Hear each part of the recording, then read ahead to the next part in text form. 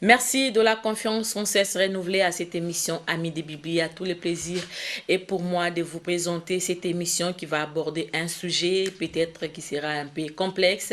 Il s'agit bien de l'esprit de contrôle. C'est quoi l'esprit de contrôle? Eh bien, vous le saurez dans cette émission. Sur ces plateaux, nous avons notre invité permanent. Il s'agit bien de Pasteur Blaise Pongo à qui je m'en vais déjà saluer. Shalom, Pasteur. Shalom, ma sœur. Oui, pasteur, nous parlons sur l'esprit de contrôle. Qu'est-ce qu'un esprit de contrôle? Puisqu'on attend souvent dire dans nos églises, telle personne a tel esprit, et les enfants dédiés voudraient bien savoir c'est quoi un esprit. L'esprit de contrôle, si je peux définir ça tout simplement, je dirais c'est le sentiment de vouloir dominer, de vouloir régner, de vouloir contrôler, de vouloir asservir et surtout de vouloir exploiter les autres. L'esprit de contrôle peut se présenter dans différentes directions, c'est-à-dire le dirigeant, le leader dans des églises peuvent contrôler les autres, c'est-à-dire les disciples, les fidèles. Comme aussi, le fidèle peuvent arriver à contrôler le pasteur, le dirigeant, ainsi de suite. Mais dans le cadre espèce, je crois que nous allons beaucoup plus parler des dirigeants, des gens qui essayent de contrôler les autres pour leur intérêt. Alors il faut comprendre que Dieu, quand il donne le pouvoir à l'homme, il ne lui donne pas le pouvoir de dominer sur les autres hommes. Il lui dit de dominer sur la nature, c'est-à-dire les poissons, les animaux, ainsi de suite. Et après, Jésus-Christ nous a donné encore le pouvoir de dominer sur le monde des ténèbres. Vous voyez? Mais c'est curieux de voir que d'autres personnes, avec un esprit tellement malin, veulent dominer sur les autres. On ne peut pas régner sur les gens dans l'église. Parce que Jésus-Christ nous a appris la prière. Il dit, quand vous allez prier, vous allez dire que ton règne vienne. La seule personne qui peut régner dans l'église, c'est Jésus. On ne peut pas asservir les autres parce que Jésus tient à la liberté. Dans Galates au chapitre 5, le verset 1, la Bible dit, c'est pour la liberté que Christ nous a affranchis. Donc, nous devons tenir à notre liberté parce que la liberté que nous avons a coûté le prix de notre Seigneur et Sauveur Jésus-Christ à la croix. Et surtout encore, on ne peut pas asservir, c'est-à-dire rendre les gens esclaves dans l'église et surtout ne pas les exploiter. Voilà comment l'esprit de contrôle se développe. C'est-à-dire ce sont des sentiments que des dirigeants, des leaders ont, un certain nombre de gens qui veulent tout simplement dominer, régner, asservir, contrôler et surtout exploiter les autres. J'aimerais vous faire remarquer quelque chose. Vous savez, avant la chute de l'homme, l'homme était dans la félicité. Dieu a créé l'homme dans la liberté, dans la paix, dans le bonheur. Il lui a placé dans les jardins d'Éden, là où il jouissait de sa liberté et là où il pouvait faire tout librement, sans pression. La Bible dit, Adam pouvait donner même le nom à tous les animaux sans pression dans la liberté. Vous voyez? Mais lorsque l'homme a chuté, l'homme est devenu tout simplement esclave du péché, esclave de la mort, esclave du ténèbre, esclave de Satan, esclave des démons, esclave des hommes. Et pour que cet esclavage soit rompu, il a fallu que Jésus-Christ quitte son trône, c'est-à-dire Dieu quittait le trône au ciel, venir sur la terre, prendre la forme humaine, aller sur la croix, accepter une souffrance ignoble et libérer l'homme de cet esclavage. Parce que Jésus tient à ce que nous puissions être des hommes libres. Malheureusement, dans le cadre où Jésus nous a laissé, qui est l'église, parce qu'il est parti nous préparer une place, il reviendra nous prendre. Il nous a laissé dans un cadre qu'on appelle église. Dans ce cadre-là, il s'est glissé des loups, des gens qui avaient des brebis, des peaux de brebis, mais en réalité, ils sont des loups. Et ces gens n'ont pas pour Jésus-Christ, ils n'ont pas Jésus-Christ pour Dieu. La Bible dit dans Philippiens chapitre 3, le verset 19, ils ont pour Dieu leur ventre. Voilà, c'est-à-dire, ils ne pensent qu'à leur intérêt. Et regardez ce qui est écrit dans Galates. Dans Galates au chapitre 2, le verset 4, on dit, et c'est là à cause des faux frères qui s'étaient fictivement introduits et glissés parmi nous pour épier la liberté que nous avons en Jésus-Christ avec l'intention de nous asservir. Donc ces gens malignement qui sont entrés dans l'église, ils ont l'intention d'asservir, c'est-à-dire de rendre les gens esclaves, d'exploiter pour leurs propres intérêts. Donc ces gens-là ont tout simplement un esprit de contrôle. Pasteur, un esprit à quelle forme? Peut-il prendre ou revêtir le corps humain? C'est vrai que nous avons le Saint-Esprit qui est l'Esprit du Seigneur en nous. Il ne va pas revêtir la forme, non. C'est l'Esprit qui agit en nous. C'est comme aussi plusieurs personnes sont animées de différentes sortes d'esprits. Un esprit impur, c'est quand tu viens dans ta vie, il commence à t'influencer, il commence à te dicter ce que tu dois faire. Si tu as reçu un esprit d'impudicité, il va te dicter dans l'impudicité. Et les gens vont voir la manifestation tout simplement de l'impudicité. Mais derrière là, il y a un esprit impur qui est en train de travailler avec votre esprit et qui est en train de dicter votre corps, votre âme, sur ce que tu dois faire. De même également avec l'esprit de contrôle, c'est un esprit tout simplement impur qui ne veut pas que les gens soient dans la liberté dans le Seigneur Jésus-Christ. On ne peut pas le voir, on voit seulement la manifestation de cet esprit, comment ça arrive à influencer des dirigeants, des leaders, ainsi de suite, pour être au contrôle des gens. Et cet esprit se manifeste comment? Dans plusieurs histoires. L'esprit de contrôle se manifeste dans plusieurs histoires. Parce qu'il faut d'abord comprendre que l'esprit de contrôle appelle automatiquement le système de contrôle. Donc, là où il y a l'esprit de contrôle, il doit y avoir automatiquement le système de contrôle. C'est quoi alors le système de contrôle? Le système de contrôle n'est rien d'autre qu'une pyramide. Cela veut dire qu'il y a la base qui est là, qui est constituée de frères et sœurs, en fait, qu'on a détourné du voie du Seigneur.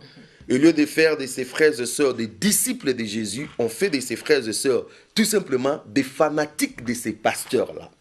Et ils sont là à la base. Et en haut de la pyramide, là maintenant, vous allez trouver le gourou.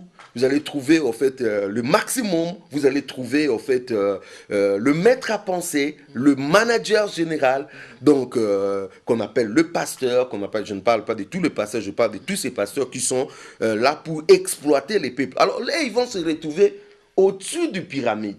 Vous voyez, accumulant titre après titre. Parce qu'il faut que le leader qui est au-dessus puisse accumuler titre après titre, hein, prophète national, après prophète interplanétaire, après prophète du système solaire, après maréchal, après président du Parlement céleste, après, vous savez, tous ces titres.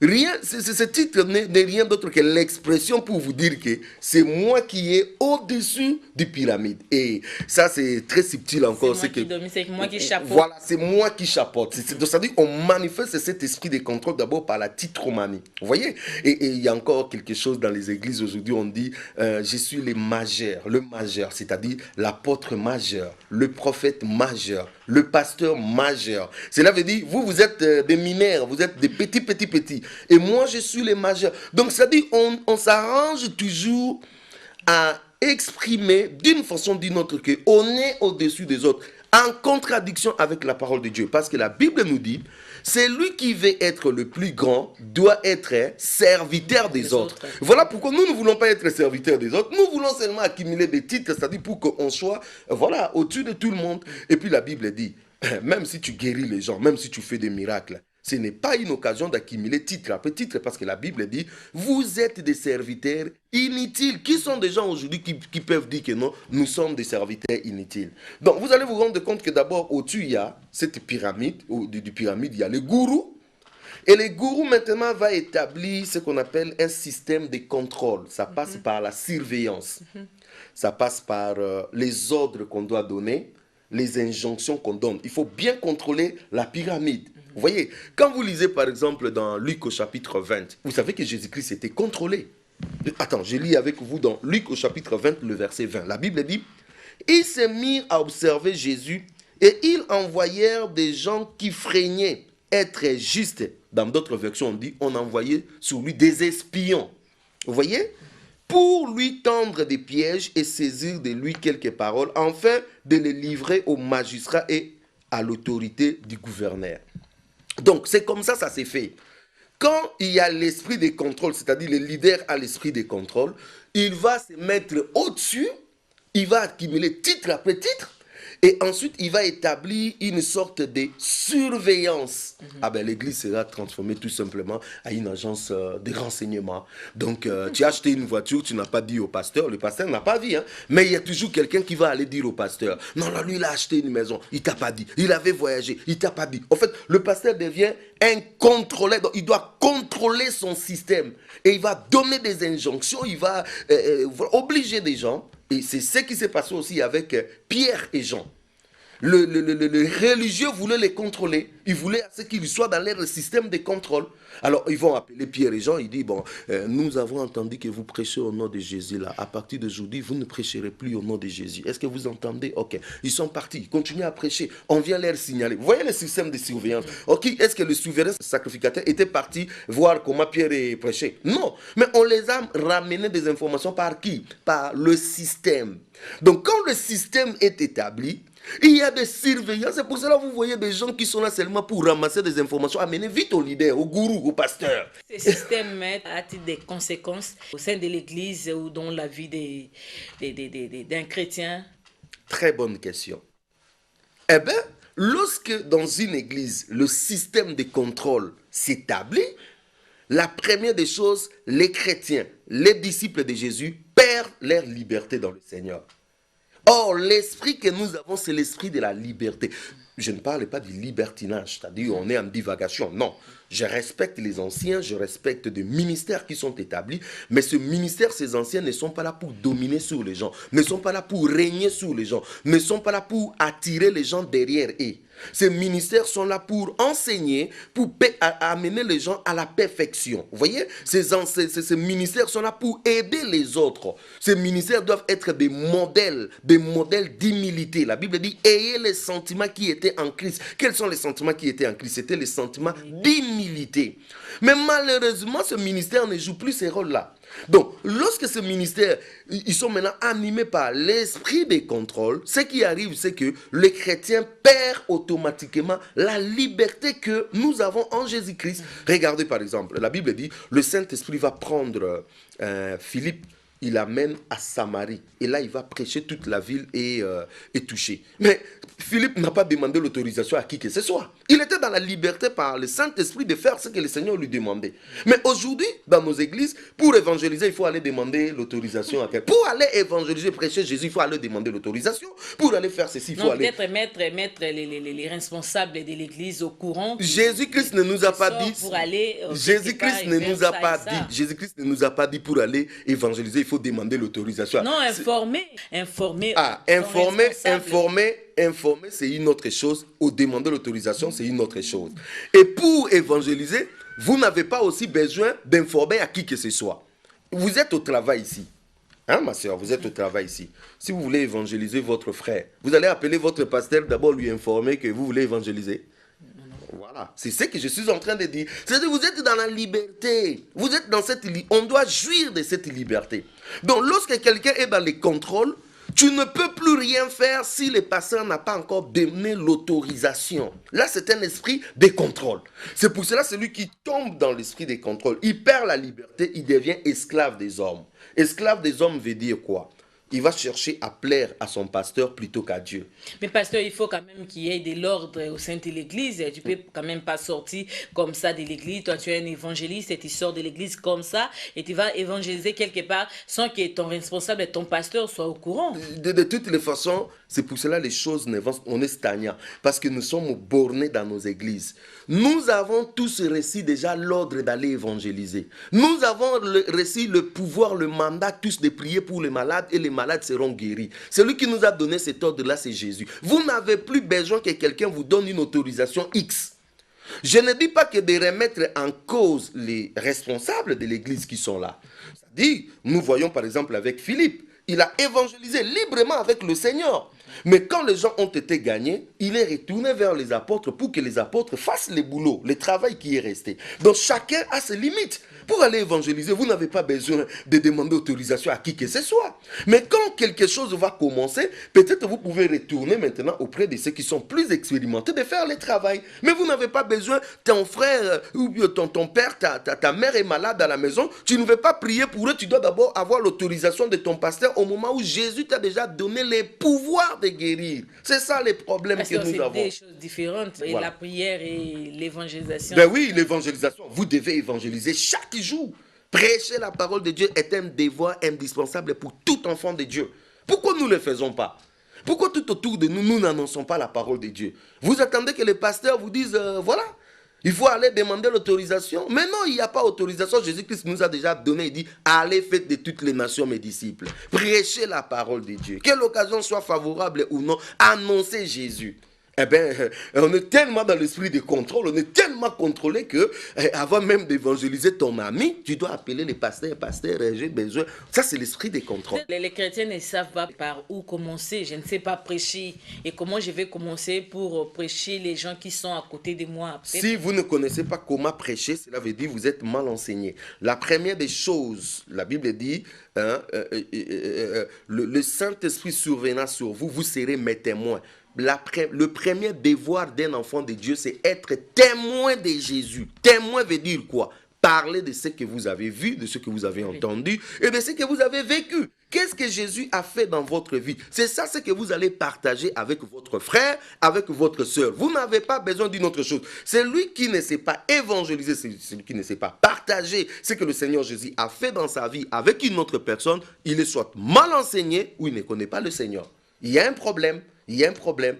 Mais si la personne est très bien enseignée, il va évangéliser, il va partager son expérience qu'il a fait avec le Seigneur Jésus, avec d'autres personnes. Donc, l'esprit de contrôle enlève la liberté, casse l'intimité avec Dieu et ça fait des gens hypocrites. Les gens ont maintenant la crainte des hommes au lieu d'avoir la crainte de Dieu. Les gens ont maintenant l'obéissance fondée sur les hommes. Quand les hommes sont là, on obéit à Dieu.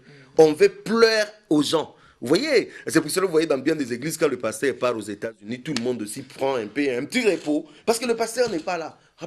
Mais quand le pasteur est là, tout de suite, tout le monde revient. Pourquoi? Parce que les gens veulent faire plaisir. Ils sont dans un système de contrôle, que, voilà, on fait plaisir à Dieu, aux hommes plutôt qu'à Dieu. C'est pour cela, quand le pasteur n'est pas là, les membres de l'église ne sont pas là, on boit comme on veut, on entre dans des hôtels couchés avec des filles comme on veut, on fait tout ce qu'on veut. Mais lorsque le pasteur est là, on prend l'habit des magnots, parce qu'on est tout simplement déjà dans un système de contrôle, et le système de contrôle fait à ce que vous n'avez plus une crainte fondée sur Dieu, mais une crainte fondée sur les hommes. Pasteur, quelle est la base doctrinale de l'esprit de contrôle? Il y a des choses majeures que j'ai trouvées vraiment dans l'esprit de contrôle dans nos églises. La première des choses, ce sont des dettes morales. Ce sont des dettes morales. Cela veut dire quoi? Tu es venu, tu n'avais pas l'argent, nous avons prié pour toi, maintenant tu as l'argent. Tu es venu, tu n'avais pas un mari, nous avons prié pour toi, maintenant tu as le mari. Tu es venu, tu n'avais pas d'enfant, maintenant on a prié pour toi, tu as l'enfant. Tu es venu, tu n'avais pas de papiers, on a prié pour toi, maintenant tu as des papiers. Donc tu es redevable, tu es obligé de nous suivre. Les jours où tu n'es pas d'accord avec le leader, tu n'es pas d'accord avec l'assemblée, tu dis non, non, non, les choses ne doivent pas se comporter, se faire de cette façon. On te dit non, non, non, non, non, non, non, frère, tu es un gars. Toi, tu es venu. C'est-à-dire, ça devient un moyen de t'oppresser. C'est-à-dire de te dire, tu dois rester dans le système. Oui. Alors que je ne veux pas pousser les gens à être ingrats. Parce que l'ingratitude fait partie des signes des derniers jours. Hein. La Bible dit dans le dernier jour, les gens seront ingrats. C'est-à-dire, un enfant de Dieu doit être toujours reconnaissant. Reconnaissant des biens que les gens vous ont fait. Vous devez avoir vraiment la gratitude. Cependant, la gratitude n'est pas égale dette morale. Parce que si toi tu m'aides avec l'argent, tu ne le fais pas pour moi. Tu le fais pour Jésus. Voilà pourquoi la Bible dit dans le dernier jour. C'est lui seul qui va te récompenser. Voilà, dans le dernier jour, les gens diront à Jésus, mais quand avons-nous vu avoir faim et que nous t'avons donné à manger, avoir soif, on t'a donné à boire. Jésus dira, à chaque fois que vous avez fait pour l'un des plus petits, c'est à moi que vous avez fait. Donc, quand j'aide quelqu'un, je prie pour quelqu'un, c'est pas moi, c'est Jésus. Et on ne peut pas me mettre dans la dette morale. Parce que quand vous êtes dans la dette morale, vous devenez esclave des personnes. Et qu'est-ce que Romains nous dit? Lisons dans Romains au chapitre 13, le verset 8, la Bible dit, ne devez rien à personne si ce n'est de vous aimer les uns les autres. Ne devez rien à personne. Même si on a prié pour toi et que tu étais malade, tu es guéri. Ce n'est pas une dette morale. Vous ne devez rien à personne si ce n'est de nous aimer les uns les autres. Alors les gourous dans des églises, ils vont commencer à te mettre des pressions. Tu vois, toi tu étais venu comme ça et puis voilà, ainsi de suite. Ça c'est le premier support. Deuxième support, ce sont des enseignements qui contredisent ce que nous appelons les sacerdoces royales. C'est quoi les sacerdoces? Quels sont d'abord les enseignements qui contredisent ces sacerdoces-là? Avant que j'explique, c'est parce que vous m'avez posé des supports. Hein?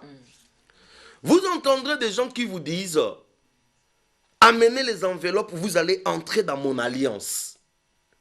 C'est-à-dire, moi j'ai fait une alliance avec Dieu, et vous maintenant vous pouvez faire une alliance avec moi. Donc la Bible dit, le sang de Jésus qui a coulé, le sang de la nouvelle alliance, ça ne suffit plus. Vous voyez, les gens veulent nous faire croire que non, et ils ont une alliance avec Dieu, et nous maintenant nous devons avoir l'alliance avec eux. Ce qui est complètement faux. Dans l'église, tout le monde a l'alliance avec Dieu. L'alliance a été conclue à la croix de Golgotha. Et bien si quelqu'un a son alliance avec Dieu, ou je ne sais pas moi il a quelle alliance, ça ce n'est pas mon affaire. Moi j'ai l'alliance conclue à la croix. Et c'est pour cela que les gens sont contrôlés, parce qu'ils vont vous dire, si vous n'êtes plus avec moi, l'alliance sera coupée avec Dieu. Oh non, l'alliance sera coupée si je ne suis pas avec Jésus. Ça, c'est de un. Deuxièmement, les gens qui vous disent que non, vous travaillez avec mon onction. C'est mon onction.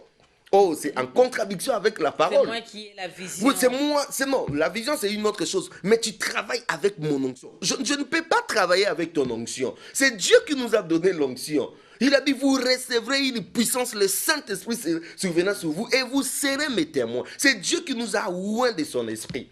Donc, mon onction n'est pas égale à quelqu'un. Si quelqu'un vous dit que je non... Je ne peux pas partager mon onction avec une autre personne. Non, nous partageons tous l'onction de Jésus qui nous a donné. Quelle onction je vais avoir de toi? Si quelqu'un te dit que non... Chacun sa part. Chacun sa part. Si quelqu'un te dit que non, c'est mon onction, laissez-lui avec son onction, toi fouiller. Va chercher l'onction de Jésus. Donc c'est là où il y a vraiment le problème. Il y a des gens qui disent que non, vous travaillez sous ma grâce. Ah ben non, laissez, non. Nous sommes tous sous l'année de grâce que Jésus-Christ a publiée. Quelle grâce spéciale toi tu veux avoir? C'est-à-dire, les gens veulent se faire des intermédiaires, alors que la Bible dit, il n'y a qu'un seul intermédiaire entre l'homme et Dieu, c'est qui? C'est Jésus. Aujourd'hui, nous avons des intermédiaires qui veulent nous faire croire que non, c'est eux qui ont reçu la grâce, nous devons être derrière eux. C'est eux qui ont fait l'alliance, nous devons être derrière eux. C'est eux qui ont l'onction, nous devons être avec eux. Et ils utilisent mal un verset de Josué, chapitre 1, le verset 1, où il est écrit que non, Josué était serviteur de Moïse, Moïse serviteur de Dieu, et ils veulent croire aux... D'abord, c'était ça, c'était la loi. Ça, c'était la loi. Dans les sacerdoces universels, dans les sacerdoces actuels, nous n'avons pas besoin de tout ça. Vous voyez que les gens veulent s'improviser en intermédiaire avec Dieu et nous amener à être leurs esclaves. Alors que c'est pour la liberté que Christ nous a affranchis. Il veut à ce que chacun puisse avoir une intimité véritable avec lui sans passer par qui que ce soit. Vous pouvez atteindre Dieu dans votre maison, à genoux, prier. Vous n'avez pas besoin de tout ça. Ça, ce sont des enseignements tout simplement qui consistent à tirer les gens de l'argent, à maintenir les gens dans l'esclavage. Pasteur, puisque vous avez abordé les sacerdoces, posez la question de savoir c'est quoi les sacerdoces. Voilà. Les sacerdoces, c'est le service, la manière dont les services étaient organisés. On a des sacerdoces. Dans l'ancienne alliance, nous avons les sacerdoces lévitiques. Les sacerdoces lévitiques étaient basés sur la loi de Moïse. Dieu a choisi une tribu. Dans tous les 12, c'était même pas tout l'Israël. Non, c'était seulement une tribu qui était choisie. C'était la tribu de Lévi. Dieu dit, mettez-moi la tribu de Lévi pour mon service. Et dans cette tribu de Lévi, Dieu va prendre une famille. C'est la famille d'Aaron. Et cette famille-là sera la lignée des sacrificateurs. Et Aaron lui-même sera le souverain sacrificateur. Donc, le sacrificateur ne sont rien d'autre que de la famille d'Aaron. Et c'est eux qui constituaient ce qu'on appelle les sacerdoces lévitiques. Mais lorsque Jésus-Christ est venu, dans la nouvelle sacerdoce, il est mort à la croix. les histoires de Lévi, tout c'est fini. Il a ouvert les sacerdoces. C'est ce que nous appelons aujourd'hui les sacerdoces universels. C'est-à-dire, pour être dans ces sacerdoces, vous n'avez pas besoin d'être un Lévi, vous n'avez pas besoin d'être qui que ce soit. Mais écoute ce que la parole de Dieu nous dit. Dans 1 Pierre, au chapitre 2, le verset 9. Vous, au contraire, vous êtes une race élue, un sacerdoce royal, une nation sainte, un peuple acquis. Et il répète encore dans Apocalypse chapitre 1, le verset 6. Il dit ceci. Et qui a fait de nous un royaume de sacrificateurs pour Dieu son Père. Regarde maintenant ce qui se passe. Le sacerdoce a changé. C'est maintenant un sacerdoce ouvert. Cela veut dire toute personne qui reçoit le Seigneur Jésus-Christ dans sa vie comme Seigneur et Sauveur entre automatiquement dans ce sacerdoce. Et il entre en tant que qui? Il entre en tant que sacrificateur. Et devant lui, il n'a qu'un seul chef qui est le souverain sacrificateur. C'est ça le sacerdoce royal, le sacerdoce universel. Et chaque sacrificateur a reçu de Dieu une onction. Donc vous n'avez pas besoin que quelqu'un vous dise que non, il faut lui comme intermédiaire ou vous ramener dans des histoires de Lévi. Non, nous sommes dans le sacerdoce royal. Que peut-on retenir, puisque nous sommes arrivés à la fin de cette émission, que peut-on retenir de l'esprit de contrôle? L'esprit de contrôle, c'est ces sentiments où les gens sont en train de vouloir tout simplement exploiter le peuple de Dieu. Dieu dit à Moïse, va en Égypte, dis à Pharaon, libérez mon peuple, que mon peuple me sert. Dieu lui-même a payé le prix pour que nous soyons dans la liberté.